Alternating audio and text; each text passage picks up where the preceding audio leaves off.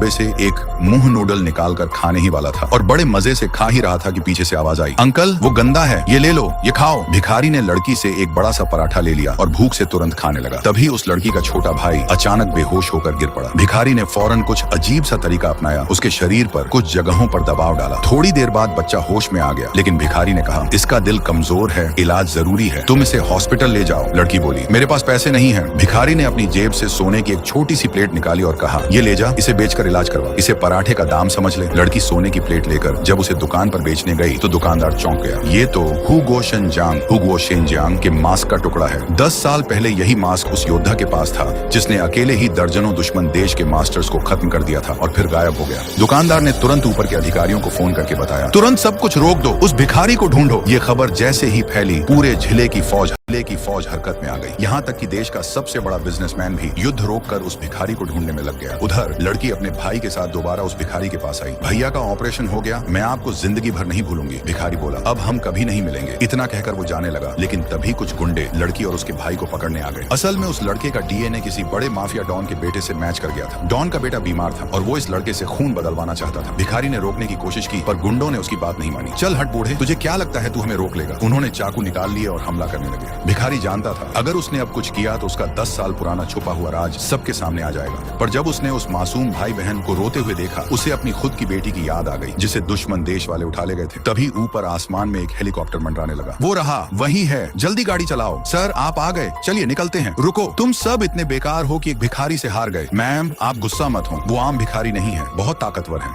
अच्छा ठीक है, अब की बार मैं खुद उससे मिलूंगी। अंकल प्लीज हमारे साथ चलिए। मैंने कहा ना, मेरे पीछे मत आओ। अंकल आपने फिर हमारी जान बचाई, कितनी बार कहूँ मेरे पीछे मत आओ। वो लोग हमें पकड़ना चाहते हैं, हमें बस आप ही बचा सकते हो। मैं अब किसी की मदद नहीं कर सकता, मैं खुद एक बेकार आदमी हूँ। पर क्यों? कुछ नहीं, याद रखना किसी को भी मेरे बारे में मत बताना, वरना तुम दोनों मारे जाओगे। अंकल फिर वही बुरे लोग, आप क्या करने वाले हो? बहुत अच्छा, पकड़ लो इन सबको, बचाओ। कोई है? अरे कोई है, दिन दहाड़े बच्चों को उठाया जा रहा है, ये तो इंसानियत के खिलाफ है। रुकिए, इन्हें भागने मत देना। इन नीचों की हिम्मत कैसे हुई? तुम जानते नहीं, ये काफी बड़ी माफिया है। फूलों वाली दीदी यानी फूल जी पूरी लीनान स्टेट की क्वीन है। और सुनो, वो दाशिया एलाइट सोसाइटी की मेंबर है, दाशिया की सबसे बड़ी गुप्त संस्था। भिखारी अंधेरे में खो गया, लेकिन कहानी अभी बाकी है। लाइक ठोको, सब्सक्राइब करो और घंटी बजा दो। नेक्स्ट पार्ट जल्द आएगा, तैयार रहना।